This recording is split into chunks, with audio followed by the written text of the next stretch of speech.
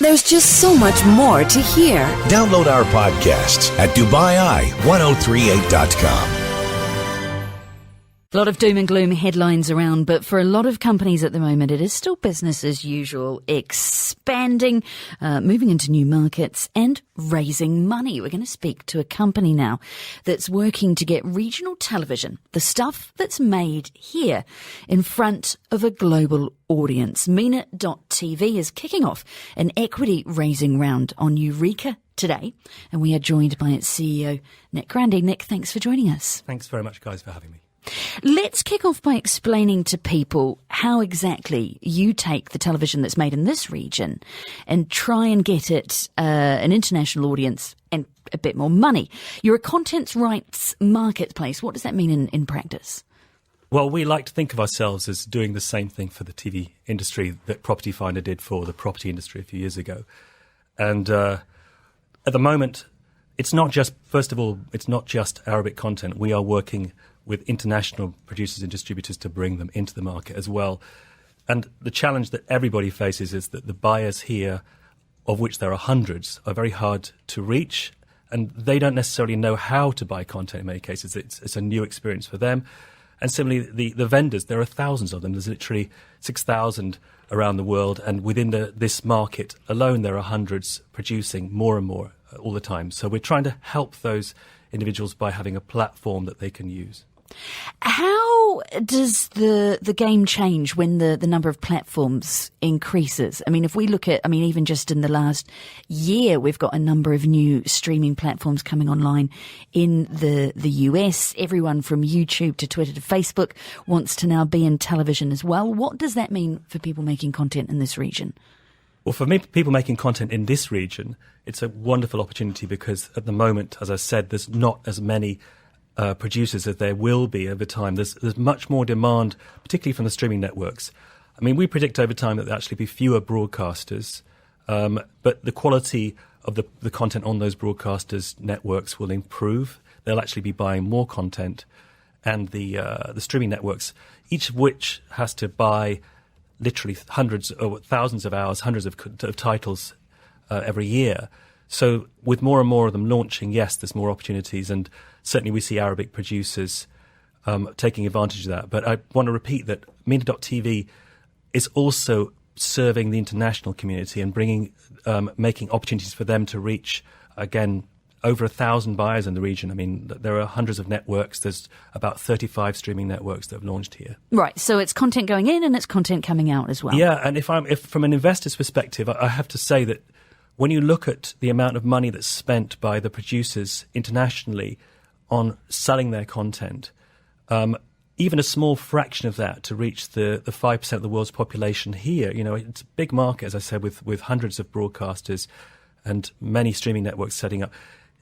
A small investment from their side can reap big returns in terms of the market. This is a $3 billion television market. And at the moment, they don't really have the tools to penetrate it. And the buyers here, in some cases don't even know that they're buyers. So if you think about it, how many TV networks, particularly outside of the UAE, when you go to territories, countries that are not as developed in TV, they're making their own content because they're just not aware that they can buy it.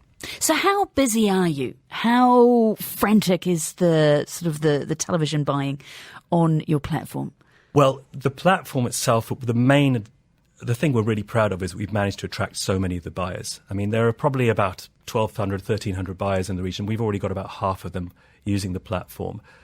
It's still a big job to educate them and to get them engaged. And whilst we've been really successful in bringing in brands like Discovery and Viacom to use the platform, until there's a big population of vendors using the platform, from a buyer's point of view, we look like a distributor. We're a bit more of a relationships business. What we want to be, going back to the Property Finder analogy, we want to be a platform that will allow buyers to get a full range of what's out there, whether it's Arabic or it could be coming from Korea, it could be coming from the US or South America.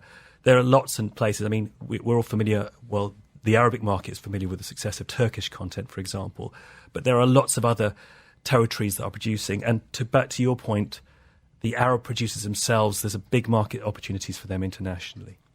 So you're looking to raise money. You've got a fundraising and equity raising round kicking off on Eureka today. How much are you looking to make? Well, we're targeting about $350,000.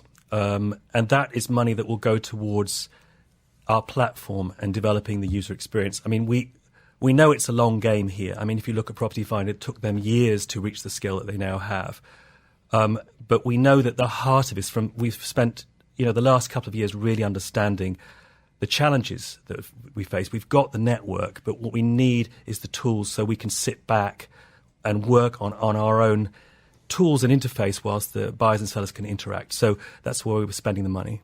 Why have you chosen to go through the Eureka platform rather than, going to VCs directly or going to banks?